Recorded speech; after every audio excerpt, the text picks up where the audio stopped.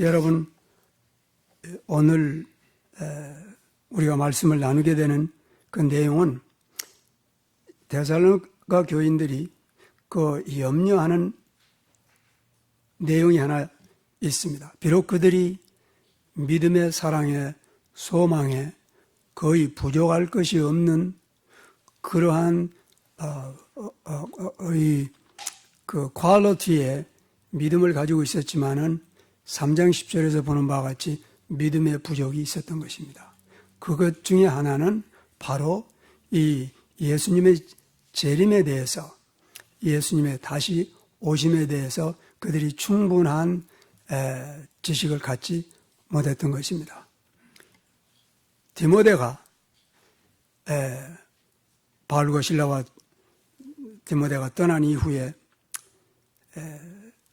이제 아덴에서 다시 데살로니가 가서 데살로니가 교회에 들어가서 그들에게 이제 그 믿음을 점검해 보는 그러한 기간 동안에 발견된 문제 중에 하나가 바로 예수 그리스도의 다시 오심에 대한 내용입니다. 그 내용이 뭐냐면 이 죽은 사람들의 그 영생이 어떻게 되느냐 하는 문제입니다. 그 부활이 있다고 하는데 만약에 부활을 놓쳐버리면 어떡할 거냐. 이런 문제들입니다.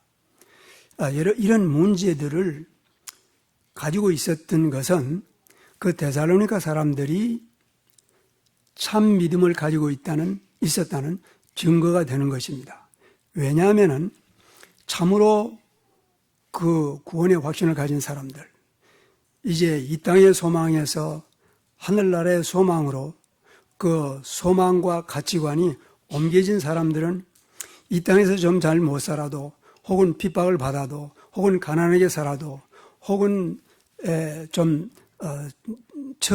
전대를 받을지라도 이 하늘나라에 대한 그 엄청난 소망을 가지고 사는 사람들, 그렇게 좋은 곳이라면 이 땅에 사는 동안에 자기들의 사랑하는 사람들, 부모나 혹은 형제나 혹은 자식들이 나는 영원한 곳에 가서 그 다시는 눈물이 없고 사망이 없고 애통한 것이 없고 고통이 없는 그 곳에서 영원한 평안과 축복을 누리는데 나의 사랑하는 사람들의 운명은 어떻게 될 것이냐 하는 것이 여러분 구원받은 모든 사람들에게는 첫 번째 관심이 되는 것은 당연한 것입니다. 왜냐하면은 여러분 예수 믿기 전에도 아무리 이념이 강하고 또 아무리 마음이 좀 악한 사람이라 할지라도 사실은 부모에 대한 사랑이나 혹은 자녀들에 대한 사랑은 어떻게 지울 수 있는 게 아닙니다.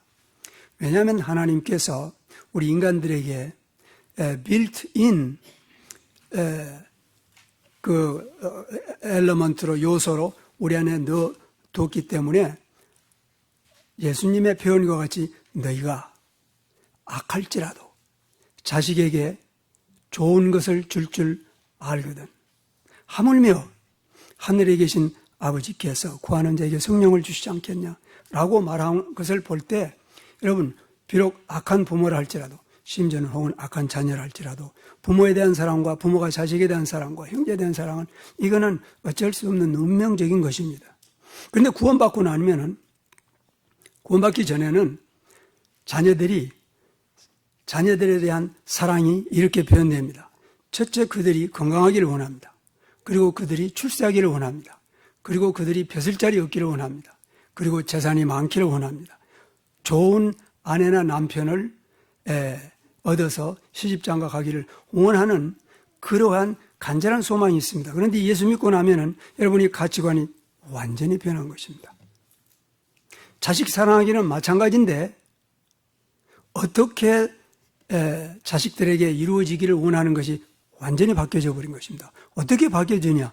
세상 영광에서 하나님 영광으로, 하늘나라의 영광으로, 세상에서 잠깐 있다가 누릴 수 있는 영광에서 하늘나라의 영원한 영광으로 바뀌어진 것입니다. 근데 이제 자기들이 이제 진리를 깨닫고 보니까 이 세상에서 가장 좋은 게 하늘나라예요.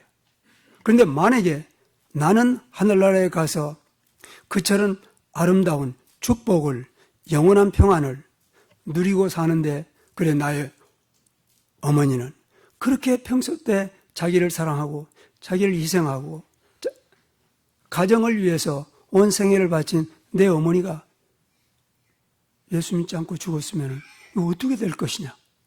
여러분, 이것이 염려되지 아니한 그런 돌덩어리 가슴이라면 아예 이 사람은 사실은 구원받은 것도 아닙니다.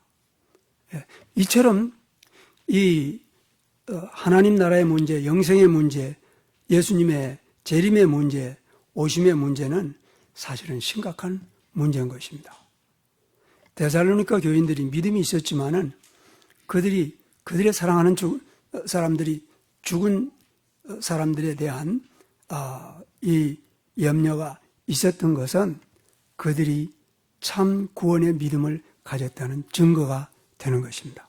사도 바울은 형제들아, 자는 자들에 관하여는 그리스도 안에서 죽은 자들을 자는 자들이라고 표현한 것입니다. 왜냐하면 예수님께서 그렇게 표현했기 때문인 것입니다. 너희가 알지 못함을 내가 원치 않으니 이는 소망 없는 다른 이와 같이 슬퍼하지 않게 하려 함이라 하고 지금 이 문제를 시작하고 있는 것입니다. 어떻게 그들에게 일이 이루어질 것이냐? 우리가 예수에 죽으셨다가 다시 사심을 믿을진데 이와 같이 예수 안에서 자는 자들도 하나님이 저와 함께 데리고 오시리라. 그러므로 우리가 주의 말씀으로 이것을 너희에게 이르노니 라고 얘기하고 있는 것입니다. 근데 여러분, 지금 15절에서 지금 바울이 전하고 있는 이 말씀의 중요성을, 그 무게를 우리가 일단 확인하고 그 다음에로 가야 됩니다. 뭐냐면 지금 내가 여러분들에게 전하는 이 말은 내 말이 아니오. 바울 내 말이 아니라 주의 말씀이요. 주 예수 그리스도의 하나님의 말씀이요. 이 말씀에는 지금 이후로 바울이 전하는 이 말씀은 권위가 바울에게 있는 게 아니고 어떤 다른 사도에게나 혹은 현대 신학자들이나 혹은 목사들에게나 전도자들에게나 인간에게 있지 아니하고 주의 말씀으로 이것을 너희에게 전하노니. 그래서 우선 먼저 우리가 이 말씀의 내용을 나누는 이 내용을 우리가 들을 때 지금 이 내용이 주의 말씀이라는 권위의 소재를 분명히 알고 말씀을 나누는 것이 대단히 중요하다고 생각이 되는 것입니다. 15절에서 주의 강림이라 하는 이 말은 곧 종말이라는 뜻입니다. 그래서 오늘은 이 주의 오심 혹은 강림 혹은 재림, 이 말씀을 중심으로 종말론에 대해서 말씀을 나누도록 하겠습니다. 근데 제가 조금 전에 말씀드린 것처럼 이 종말론이라고 하는 것은 대단히 중요하지만은 대단히 중요합니다. 이게 사실은 너무나 중요합니다. 그런데 종말론에 대해서 일반적으로 사람들이 무지합니다. 그래서 사도 바울은 여러분, 나는 여러분들이 무지하기를 원치 않습니다. 라고 지금 이 문제를 시작하고 있는 것입니다. 근데 왜냐하면 그 부분에 대해서만 제가 잠깐 무지한 이유를 잠깐 설명하면 이렇습니다. 여러분, 이 종말론에 대한 그 표현들은 여러 가지로 표현이 되고 있습니다. 첫째 종말론은 다른 그 이름으로 예수 그리스도의 재림이라고 표현이 됩니다. 천년왕국으로도 표현됩니다. 또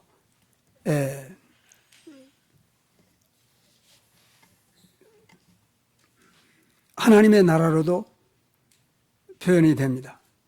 그런데 그러면 하나님의 나라에 대해서 그저 좀 연구하면 되지 않겠느냐?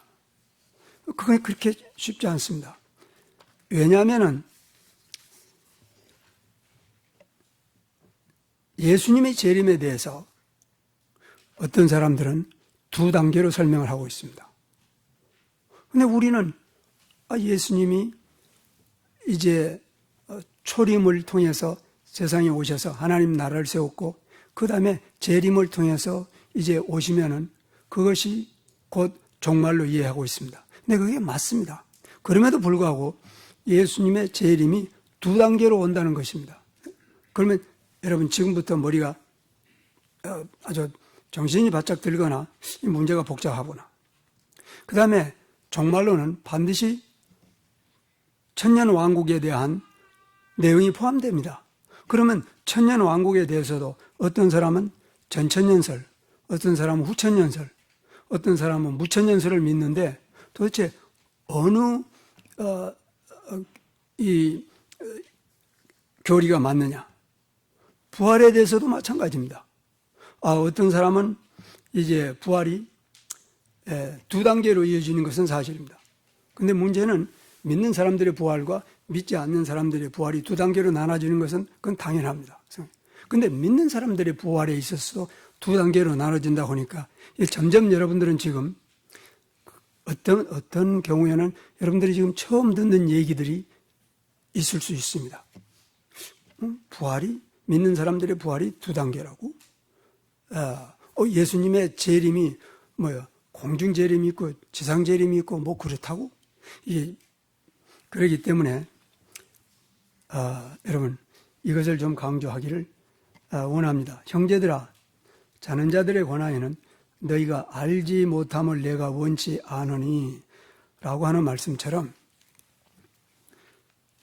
여러분들 자신의 구원에 대한 교리를 분명히 알아야 되는 것과 마찬가지로 여러분들 자신의 그 영생의 문제를 절대 다른 사람의 지식에 맡기지 마십시오.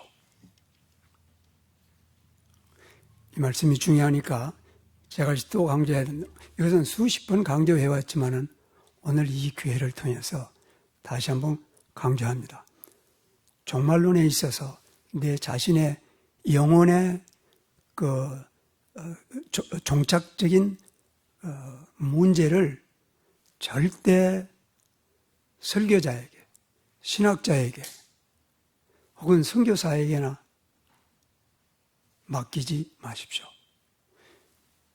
내 영혼의 그 종말의 문제는 예수님 오실 때 관계의 문제는 내 자신이 성경 말씀에서 확인해야 됩니다. 제가 지금 말씀드리는 것은 여러분들로 하여금 성경에 들어가서 여러분 스스로가 여러분 자신의 영혼의 신분과 위치를 스스로 찾아야 됩니다. 그래서 약간 동안 이 종말론에 대해서 여러 가지 설을 약간 소개한 것입니다. 여러분, 어떤 교리는 한 발자국 약간 빗나가게 되면 그 다음 두 발자국부터는 많은 경우에 다시 정도로 돌아오는 것이 아주 힘들어지는 그러한 교리들도 있습니다. 그러므로 전천년설만 하더라도 두 가지 교리가 있습니다. 역사적인 전천년설이 있고 혹은 세대주의 전천년설이 있고 그 다음에 후천년설이 있고 무천년설이 있고 어느 게 성서적으로 정통이냐. 여러분 만약에 여러분 목사님 그거 복잡한데 목사님이 그냥 공부해가지고 강의해 주십시오 라고 누가 부탁하면은 나는 절대 하지 않습니다. 그런 사람에게는 그렇게 게으른 사람에겐 그렇게 자기 영혼에 대해서 소홀하게 생각한 사람은 이 귀하고 귀한 가치를 진리를 요한복음 7장 6절에 뭐에다가 던지지 말라고 그랬대? 무엇을 뭐에다가 던지지 말라고요? 너의 거룩한 것을, 너의 진주를 던지지 말라. 왜 그렇습니까? 여러분, 그 진주의 가치가 마태복음 13장에 보면은 뭐라고요? 자기의 온 재산을, 자기의 온 생명을 다 바쳐도 그 진주의 가치보다 못한 그러한 큰 값어치 있는 것입니다. 그렇게 값어치 있는 것이라면은 여러분 스스로가 성경 말씀에서 진리를 획득해야 됩니다. 터득해야 됩니다. 그러므로 이제부터는 이게 심각한 문제로구나. 나는 목사님 말만 잘 들으면 되는 줄 알았더니 그게 아니로구나. 여러분, 아니라는 것을 지금 한 99번 강조했지만 또 강조해야 됩니다. 이제부터는 오늘 밤에 집에 가셔서 그게 그렇겠구나. 응? 내 영혼은, 나의 영원한 운명은 내가 알아서 하나님과 나와 하나님의 말씀을 통해서 내가 알아야 될 것이다. 그 지식을 내가 빌려온다고 해서, 차용한다고 해서, 강의에 앉았다고 해서 얻을 수 있는 게 아닙니다. 중요하죠? 여러분, 내가 이걸 다시 한번 강조해야 됩니다. 왜냐하면 성경에서 불신자들의 영원한 운명 문제를 어떻게 얘기하고 있습니까? 성경에서. 어떤 사람은 이렇게 얘기합니다. 불신자들은 소멸됩니다. 그렇지 않습니다. 불신자들은 영원한 불 속에서, 형벌 속에서 심판을 받습니다. 세 번째는 그렇지 않습니다. 하나님의 긍휼을 인하여서 예수 그리스도의 십자가에서 통해서 만민이 다 구원받습니다. 그리고 내가 여러분 이걸 설명한다고 해서 여러분 소유가 됩니까? 안 됩니다. 목사님 그거 몰라도 구원받지 않아요. 행여 그렇게 하면 안 됩니다. 그러므로 오늘부터 여러분이 다른 모든 귀한 일들이 있습니다. 그리고 문제는 이것입니다. 참으로 중생한 사람은 이렇습니다. 그 특성 중에 하나가 매일, 매 순간 하나님을 더 알기 위해서, 하나님을 바로 알기 위해서 매 순간 하나님을 생각합니다. 하나님의 나라를 생각합니다. 하나님의 말씀에 뭐라고 기록되어 있는지 생각합니다. 근데 여러분, 적어도 31,100개나 되는 이 구절들을 다 외우고 있는 사람 누가 있습니까? 근데 성경을 봅니다. 어디 가서 영원한 생명의 진리의 길을 알 수 있습니까? 목사들 설교 들어보면 각각 다 다른데 본인이 성경에 가서 영원한 구원의 문제, 천국의 문제, 재림의 문제, 예수님의 오심의 문제를 여러분이 반드시 스스로 확인해야 됩니다. 다시 한번. 나는 구원받았으니까 그걸 뭘 다 확인해야 돼. 이제 구원을 확실히 받았는데 그렇게 생각하면 안 됩니다. 저는 안 된다고 여러분에게 지금 계속 경고합니다. 왜냐하면 그러한 영은 성령께서 주신 영이 아닙니다. 그건 육의 영입니다. 성령이 내 안에 계시면은 순간마다 내가 어떻게 하나님을 기쁘게 할고, 너희는 마음을 다하고 목숨을 다하고 뜻을 다하고 힘을 다하여 주 여호와 너희 하나님을 사랑하고 이와 같으니 내 이웃을 내 몸처럼 사랑하라. 이것이 크고 첫째 되는 계명이다. 이것이 선지자와 율법의 강령이라고 그렇게 예수님께서 말씀하신 내용을 인하여 내가 하나님을 사랑하지 않거나 사랑하는 길이 무엇인가를 찾지 않는다면 죽은 영혼입니다. 오늘 우리가 종말론이 사실은 목표는 아닙니다. 오늘 이 종말론을 통해서 하나님을 알게 되는 그러한 은혜가 초점입니다. 진리를 아는 것. 그런데 하나님께서는 이제 그리스도의 다시 오심을 통하여서 하나님께서 그의 백성을 예비해 두신 것을 지금 성경에 기록하고 있습니다.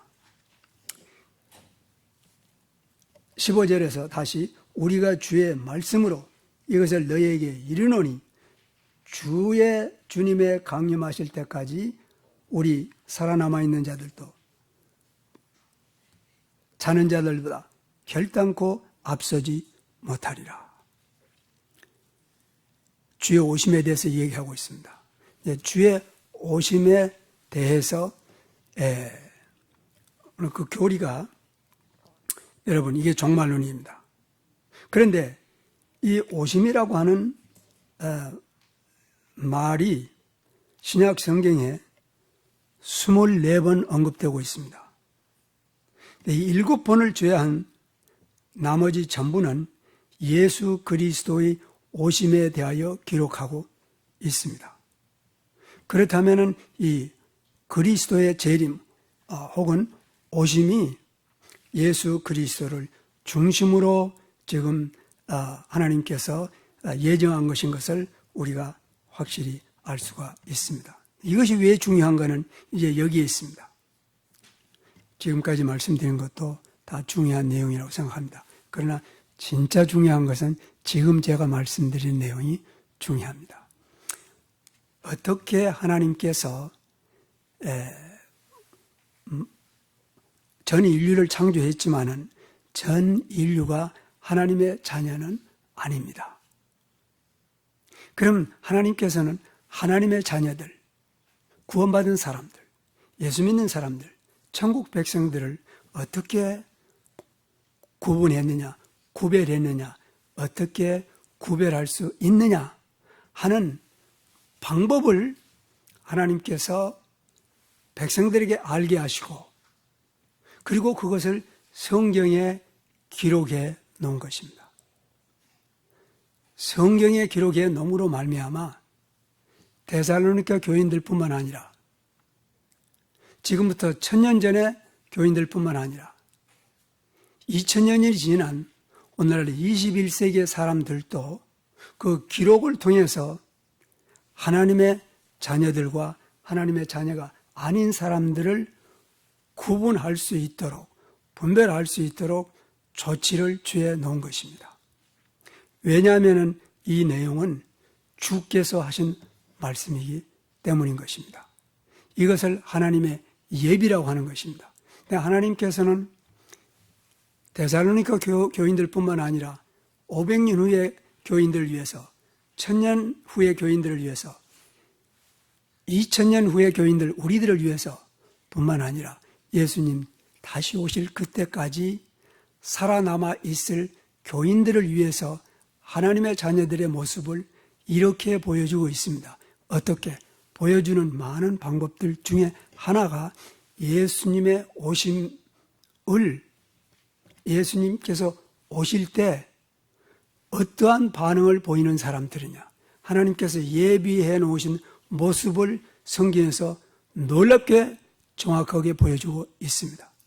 그래서 24개의 구절 중에서 적어도 17개의 구절을 통해 가지고 하나님께서는 하나님의 자녀들이 예수님 오실 때 어떠한 사람으로, 어떠한 삶으로 살 것을 아주 명확하게 보여주고 있는 것입니다. 그러므로 그것이 2000년 전이 됐건 1500년 전이 됐건 혹은 현재가 됐건 간에 하나님의 사람과 세상 사람의 구별을 보여주고 있습니다.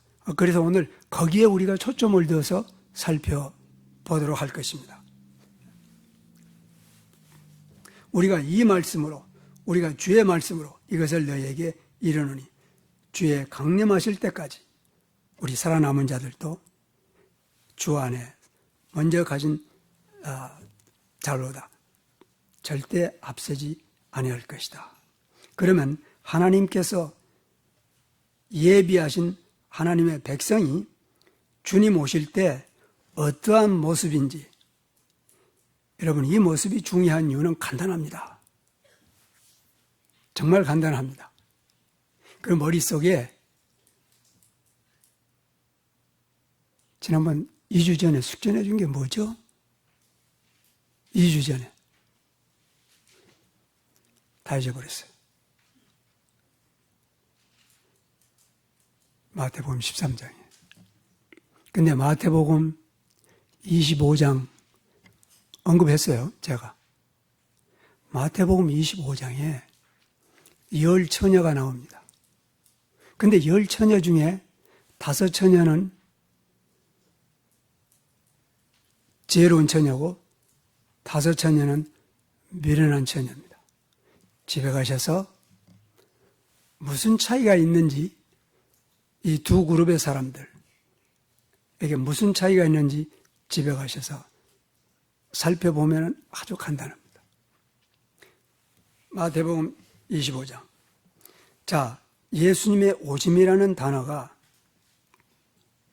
성경에서, 신약성경에서 24에 언급되고 있는데, 그러면은 그 말씀이 언급된 내용을 구체적으로 살펴보면은 이 사람들이 예수 그리스도의 신부의 모습을 보여주고 있습니다.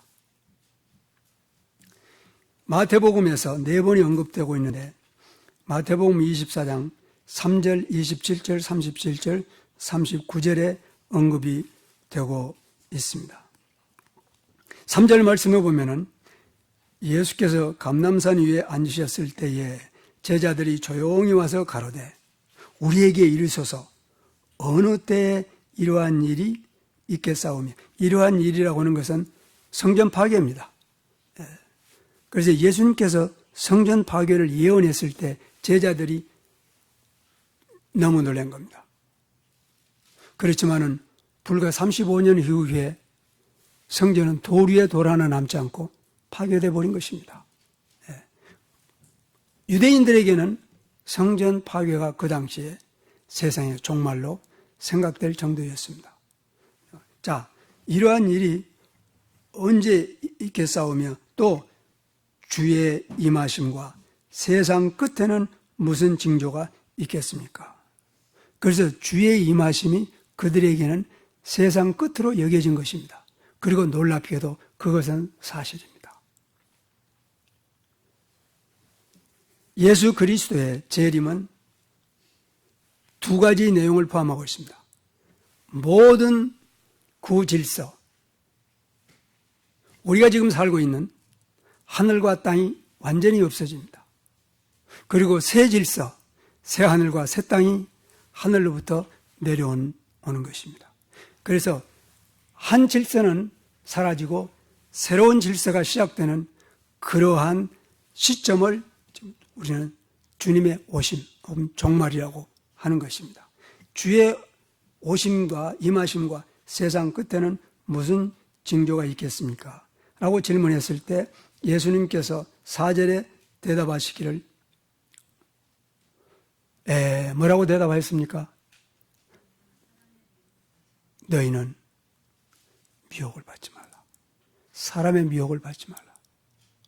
이겁니다. 근데 이게 얼마나 중요하냐. 이렇게 머릿속에 그냥 가득 채워놔야 됩니다. 지금. 저는 이 문제를 여러 주의를 통해서 채워왔다고 생각합니다. 지금 이 문제의 중요성을. 왜냐하면 제가 이거 처음 언급한 게 아니라 수십 번 언급했습니다. 그래서 지금쯤은 이제 95% 정도 차 있는 분들은 100% 오늘을 기해서 채워지리라고 생각합니다. 이 문제의 중요성. 지금부터 여러분이 세상을 떠날 때까지 혹은 여러분이 세상을 떠나는 이후라도 예수님 다시 오실 때까지 세상이 그리고 교회가 직면하고 있는 가장 큰 문제 중에 하나는 미혹입니다. 머릿속에 이걸 반드시 집어 넣어야 될 필요가 있습니다. 그렇다면 예수님 오실 때 예수님의 신부로서 예수님을 영접할 수 있는 사람들은 아주 분명하게 차별이 납니다. 어떻게 구별이 됩니까? 미혹을 받는 사람들과 미혹을 받지 않고 진리의 사랑을 따라서 사는 두 종류의 사람입니다. 이처럼 제가 조금 전에 말씀드린 것처럼 하나님께서는 그의 백성을 예비해 두셨는데 그것이 모호하게 예비해 두시지 않았습니다. 아주 분명하게 구별할 수 있도록 예비해 두신 것입니다. 이것이 마태복음 24장 3절에 있는 말씀입니다. 그 다음에 마태복음 24장 27절, 37절, 39절에는 이 말씀이 이러한 예수님의 말씀에 반영되고 있습니다. 예수님께서 말씀하시기를 번개가 동편에서 나서 서편까지 번쩍임 같이 인자의 임함도 그러하리라. 37절에서는 노아의 때와 같이 인자의 임함도 그러하리라. 그리고 39절에서는 홍수가 나서 저희를 다 멸할 때까지 깨닫지 못하였으니 인자의 임함도 이와 같으리라. 그러면은 이 노아의 홍수에서 사라진 사람들은 어떻게 표현하고 있느냐? 바로 38절에 그리고 누가복음 17장에서 이렇게 표현되고 있습니다. 홍수 전에 노아가 방주에 들어가던 날까지 사람들이 먹고 마시고 장가들고 시집가고 있으면서 홍수가 나서 다 멸할 때까지 깨닫지 못하더라. 누가복음 17장에서는 사고 팔고 집 짓고 심고 하면서 홍수가 나서 멸할 때까지 깨닫지 못하고 뭐 한 거예요? 이 사람들은? 이 사람들 지금 뭐 하고 있어요? 사고 팔고 시집가고 장가가고 심고 집 짓고. 누가 목사님 그거 뭐 죄 짓는 일입니까? 이런 질문 절대 하지 마십시오. 여러분들은 무슨 의미입니까? 그것이 예수님의 신부의 삶의 패턴이 아닙니다. 그럼 어떻게 살아야 되죠? 너희는 하나님의 나라와 하나님의 의를 먼저 구하라. 그래서 오늘 집에 가서 물론 여러분 중에는 제 생각에는 혼자 기도할 때나 성경 공부할 때나 하나님의 나라를 하나님의 의를 먼저 구한다는 게 도대체 구체적으로 내가 행할 수 있는 그 구체적인 삶의 모습이 뭘까 하고 생각해 본 적이 있는 사람이 많이 있으리라고 생각합니다. 이러한 분들은 어느 순간에 반드시 하나님 말씀으로부터 해답을 발견할 것입니다. 아직 발견하지 아니한 분들은 오늘 저녁부터라도 우선순위의 변화를 가져와야 됩니다. 그 다음에 고린도전서 15장에서는 두 번이 언급되고 있는데 그 중에 하나가 23절에서 부활의 순서를 바울이 설명할 때 언급이 되고 있습니다. 대단히 중요한 내용입니다. 이 내용도 23절에 보면은 그러나 각각 자기 차례대로 되리니 먼저는 첫 열매인 그리스도요.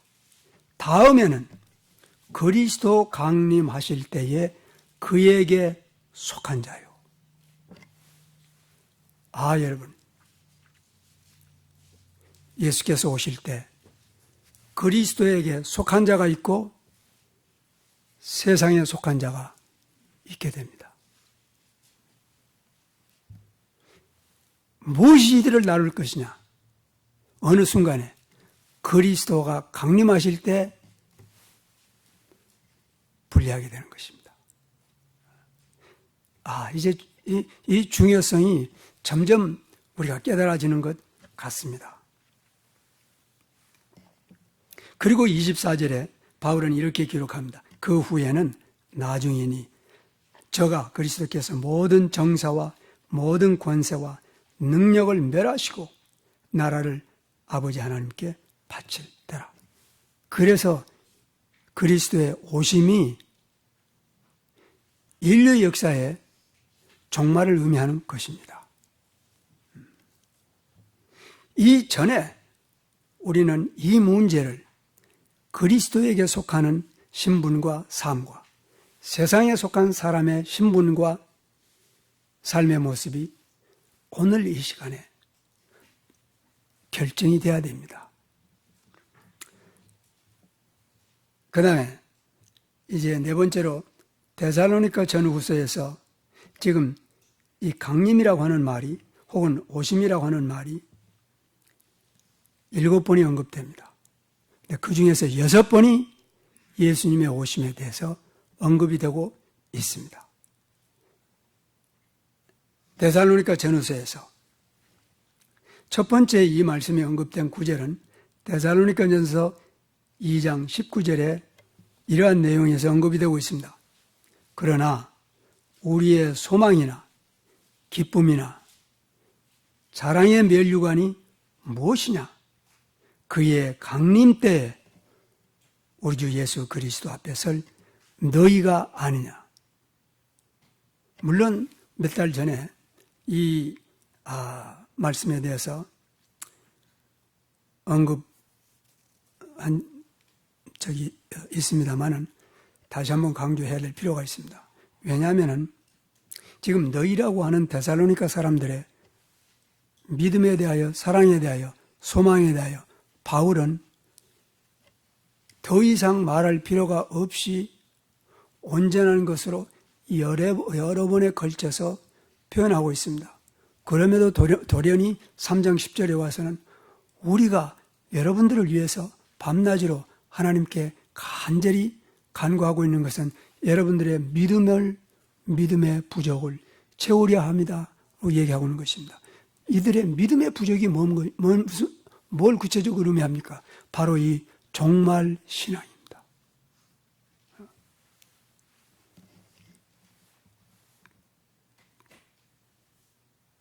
예수님 다시 오실 때 여러분들이 우리들의 기쁨이나 소망이나 자랑의 면류관이 된 그 신분이 이미 시작한 그 신분이 예수님 오실 때까지 유지되는 정도가 아닙니다. 다시 한번 강조하겠습니다. 데살로니가 교인들의 믿음과 사랑과 소망은 사도 바울이 가장 칭찬한 대상입니다. 그런데 지금 오늘 이 데살로니가전서 2장 9절의 말씀을 보게 되면 그 상태 가지고는 부족하다 이런 얘기인 것입니다. 무슨 의미입니까? 그들이 참으로 구원에 이르는 믿음과 사랑의 수고와 믿음의 소망의 인내를 가지고 있다면은 그것이 살아있다면 그것이 사실이라면 그 믿음과 사랑과 소망은 자라가야 됩니다. 성장해 가야 됩니다.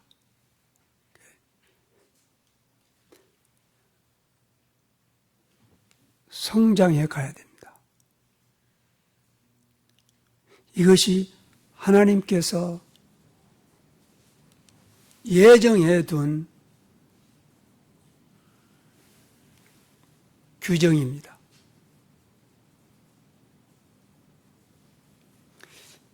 많은 사람들이 나이 들면은 그 속사람이 새로워져 가는 일에 대해서 좀 무관심하거나 나태해져 가는 경향이 있는 것 같습니다. 그런데 성경 말씀이나 교회의 역사를 보게 되면은 데살로니가 교인들처럼 참으로 구원받은 것이 확실하고 사랑의 수고와 소망의 인내를 가지고 있는 사람들은 놀랍게도 나이 들어갈수록 성장해 가는 모습을 보여주고 있습니다. 이게 놀랍습니다. 그런데 자기들 노력인가요? 물론 그것도 있습니다. 그러나 그 안에서 역사하는 성령의 역사입니다. 이게 성경의 증거입니다. 그리스도에 강림하실 때 지금 데살로니가 사람들은 바울의 기쁨이 될 것입니다. 그럼에도 불구하고 부족한 것이 있다고 3장 10절에서 얘기하고 있는데 어떠한 부족을 의미하냐? 주님의 강림하실 때까지. 여러분들의 믿음과 사랑과 소망이 날로 성장해 가는 것이 곧 참 믿음의 표시가 된다 이런 뜻입니다. 죽어버린 믿음은 혹은 공상적인 믿음은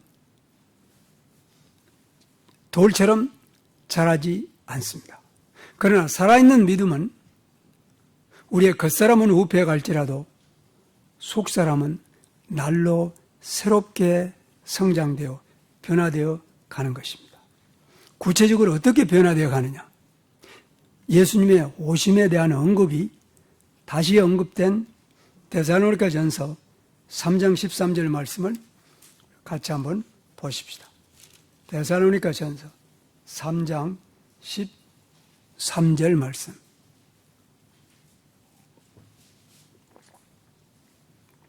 여러분 다 함께 합독하도록 하십시다. 시작.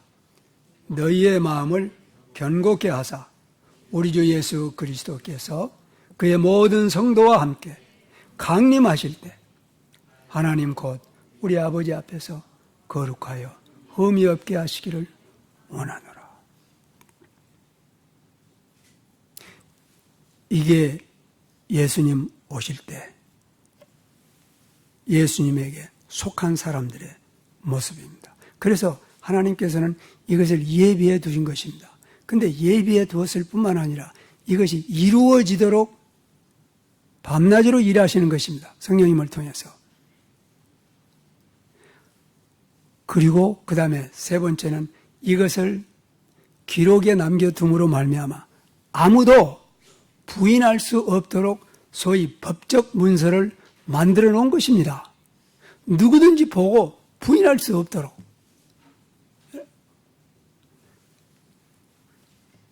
그리스도 예수에 강림하실 때 하나님 곧 우리 아버지 앞에서 거룩하여 흠이 없게 하시기를 원하노라. 어떤 신학자는 이 거룩이란 말이 신구약 성경에 대단히 많이 사용됩니다. 그런데 구약에 있어서 이 거룩이라는 말의 특성은 이런 의미를 가지고 있다고 합니다. 이 거룩이라는 말이 사람에게도 많이 적용됩니다. 근데 원래는 구약 사람들의 개념은 이 거룩이라는 말이 여호와 하나님에게 적용되는 그런 말이래요. 대표적인 게 이사야서 6장에 보게 되면은 이사야 선지자가 성전에서 하나님과 조우하게 됐을 때 그가 깜짝 놀라서 내가 죽게 되었다. 나는 입술이 부정한 자라. 깜짝 놀란 자기가 죽게 되었다고 고백합니다. 그리고 하나님에 대해서는 뭐라고 고백합니까? 거룩하다. 거룩하다. 거룩하다. 만군의 여호와예요. 라고 고백합니다. 그러한 의미에서 이 단어는 구약에서는 하나님에게 배타적으로 적용되는 특성이었다고 합니다. 어찌됐든 간에 하나님의 백성도 똑같은 특성을 하나님께서 부여해 주신 것입니다. 우리가 지금 거룩한 사람입니다. 그래서 예수님께서 설령 오늘 밤에 오실지라도 제가 이런 말씀 여러 번 했습니다만 오늘 밤에 안 오십니다. 그건 내가 확실히 압니다. 왜냐하면 데살로니가 후서 보면 안 오게 돼 있어요. 이게 이런 일에 무시하지 말라 이런 얘기입니다. 근데 설령 오실지라도 예수께 그리스도께 속한 사람들은 어느 특성을 가지고 있냐면 거룩이 그 특성입니다.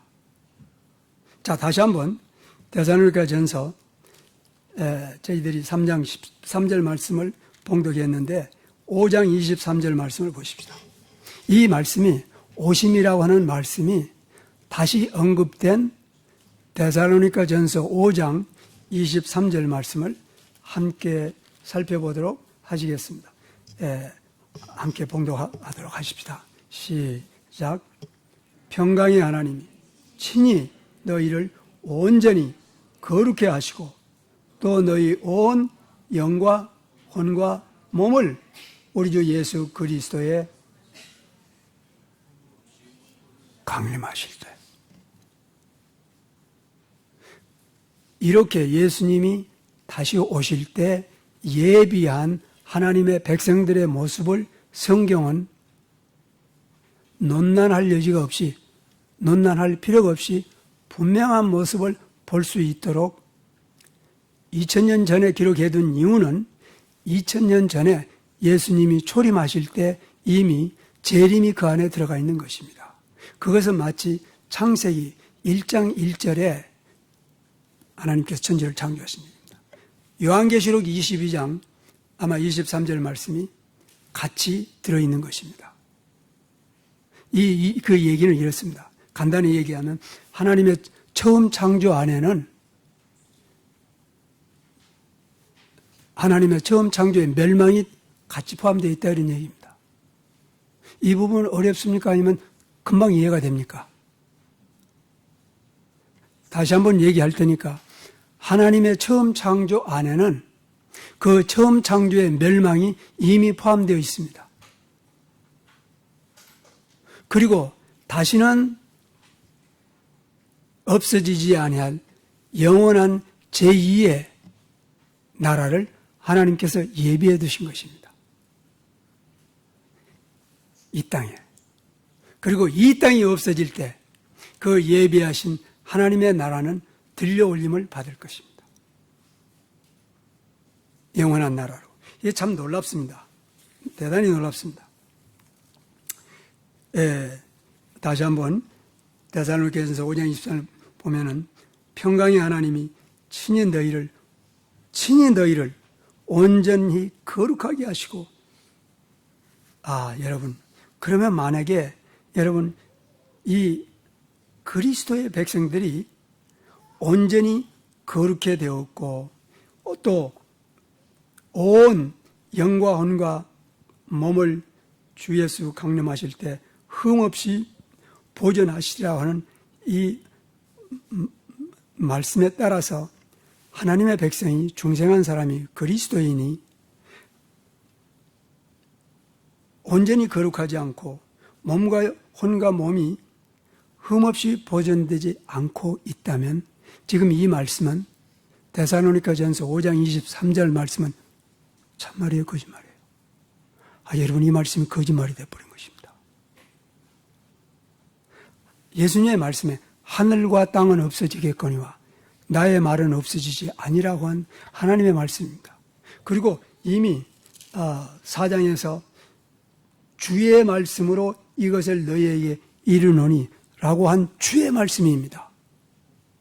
자, 여러분, 이 말씀의 중요성에 대해서 지금 제가 성경에 있는 말씀을 그냥 그대로 같이 나누고 있는 것입니다.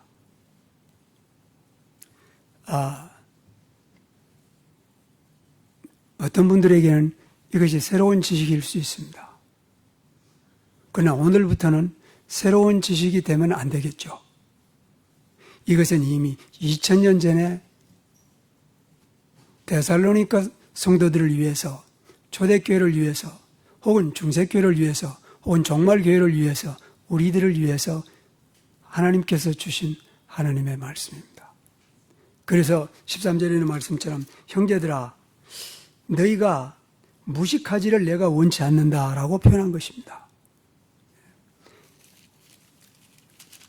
만약에 이렇게 생각하십시다. 우리가 오늘 우리의 영과 혼과 몸이 흠없이 보존되고 있지 않다면은 예수 그리스도 강림하실 때 그때 가서 흠없이 보존될 것이다.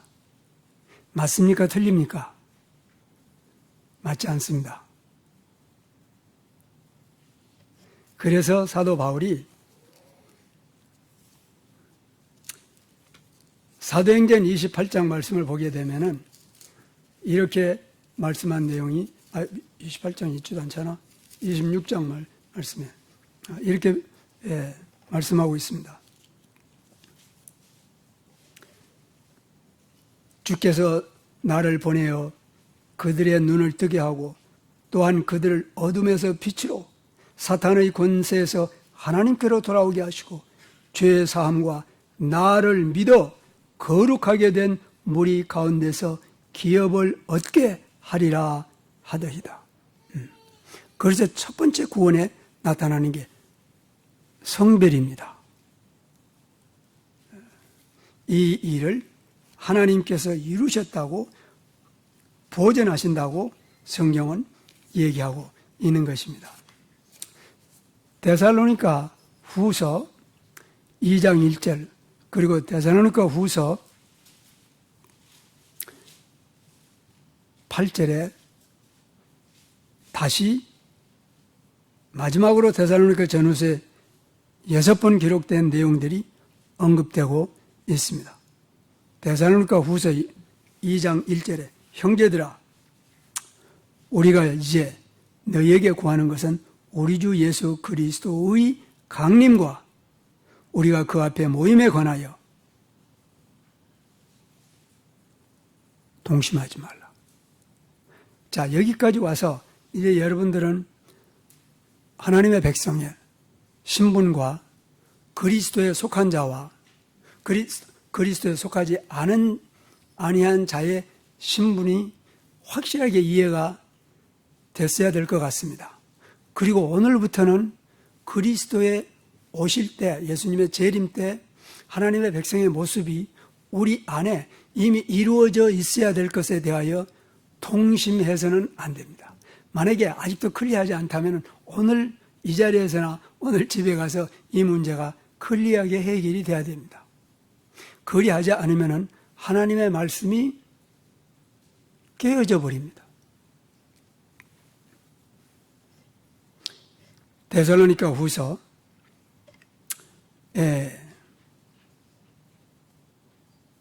2장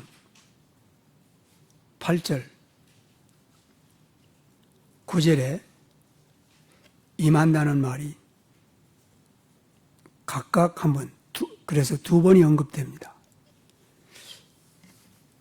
여러분, 이 구절이 얼마나 중요한 것을 오늘 마지막으로 우리가 나누고 마치도록 그렇게 하십시다. 데살로니가 후서 2장 8절 그때에 그 불법자가 나타나리니 주께서 그를 그 입의 기운으로 소멸하시고 강림하여 나타나심으로 멸하시리라. 여기서 강림하여 나타난다고 하는 이 단어입니다. 이게 소위 종말론의 마지막입니다. 그리고 지금 시대에 속한 하늘과 땅의 마지막입니다. 이처럼 주의 강림이 엄청난 의미를 갖습니다. 온 인류 역사의 종말입니다. 그 다음에 9절에서는 저 불법자의 임함은 사탄의 역사를 따라서 제가 이제 데살로니가 전후서에서 임한다는 말, 강림을 하는 말이 7번 언급된다고 조금 전에 말씀했습니다. 그리고 그 중에서 6번은 예수 그리스도의 강림에 대해서, 재림에 대해서 언급되고 있습니다. 그 중에 한 번이 바로 지금 9절에 언급된 불법자의 임함입니다. 근데 놀랍게도 같은 단어를 쓰고 있습니다. 불법자의 임함은 사탄의 역사를 따라 모든 능력과 표적과 거짓 기적과 불의의 모든 속임으로 누구에게 나타난다고 했습니까? 멸망하는 자들입니다. 여러분은 금방 머릿속에 마태복음 24장 3절에서 제자들이 예수님께 주님 오실 때 그리고 세상 종말에는 무슨 표적이 있겠습니까? 라고 말씀할 때 예수님께서 뭐라고요? 미혹을 받지 마라. 속임을 받지 말라. 왜냐하면 속임을 받는다는 것은 멸망한 자들에게 임할 것이다. 이는 저희가 진리의 사랑을 받지 아니하므로 구원을 받지 못함이라. 그래서 오늘 제가 이 말씀을 시작할 때 이 미혹의 문제가 마태복음 24장 3절에는 미혹의 문제가 이처럼 심각한 문제라는 것을 제가 강조한 것입니다. 이것은 예수 믿지 않는 사람을 향해서만 주신 것은 아닙니다. 만약에 그렇다면은 이 말씀을 구태여 성경 안에 기록해둘 필요가 없습니다. 우리를 위하여 주신 것입니다. 지금 불의의 모든 속임으로 멸망하는 자들에게 임하나니 이는 저희가 진리의 사랑을 받지 아니하므로 구원을 받지 못합니다. 그러므로 결국 어떤 결론에 우리가 도달하게 됩니까? 미혹은 한 사람의 영혼으로 하여금 구원받지 못하게 하는 그러한 구원의 차단의 문이 되어버린 것입니다. 이로 인하여 하나님이 속임의 역사를 그들에게 보내사 그들로 거짓을 믿게 해버립니다. 이 내용처럼 우리가 받아들이기 힘든 이상한 내용은 세상에 없을 것 같습니다. 어떻게 진리의 하나님이, 사랑의 하나님이, 참 하나님이, 긍휼의 하나님이 미혹을 역사하여서 사람들로 하여금 진리를 믿지 않고 거짓을 믿게 한 그런 일을 하겠느냐 이런 얘기인 것입니다. 이건 너무나 중요한 얘기입니다. 그래서 그들로 거짓말을 믿게 하시면 진리를 믿지 않고 오히려 불의를 좋아하는 모든 자로 심판을 받게 하려 함이라. 여러분, 예수님의 임함은, 예수님의 재림은 그에게 속한 자와 그에게 속하지 아니한 자를 분리하는 결정적인 때입니다. 그에 속한 자들의 모습을 지금 데살로니가 전서 3장 23절, 5장 23절에서 보여주고 있습니다. 마태복음 24장에서 분명하게 보여주고 있습니다. 왜냐하면 하나님께서 예비해 두셨기 때문입니다. 그리고 예비해 두신 것을 기록으로 남김으로 말미암아 누구든지 펼쳐보고 토론하지 말게. 이거는 토론의 문제가 아닙니다. 받아들이느냐 배척하느냐 그런 문제입니다. 오늘 우리가 이 말씀을, 주의 말씀을 깨달아야 됩니다. 받아들여야 돼요. 그리고 이 말씀에 따라서 하나님께서 우리를 위하여 예정한 삶. 근데 예정한 삶이 무엇인 것을 이미 제가 되풀이돼서 말씀했습니다. 그것은 데살로니가 전서 3장 13절, 데살로니가 전서 5장 23절 내용입니다. 이것은 우리가 이루는 것이 아니라 하나님께서 이루어진 것입니다. 그래서 하나님께서 내 안에서 역사하시는 그 모습이 세상에 보이게 되어 있습니다. 마지막으로 예수님의 표현에 의하면 사람이 불을 켜가지고 어디 상 밑에다가 두느냐? 등경 위에 두어서 그 빛을 보고 사람들이 하나님께 영광을 드리게 하려 함이냐? 그래서 감출 수 없다고 얘기한 것입니다. 그리스도의 사람들입니다. 하나님께서 이렇게 우리를 위하여 예비해 두신 것입니다. 기도합시다. 하나님,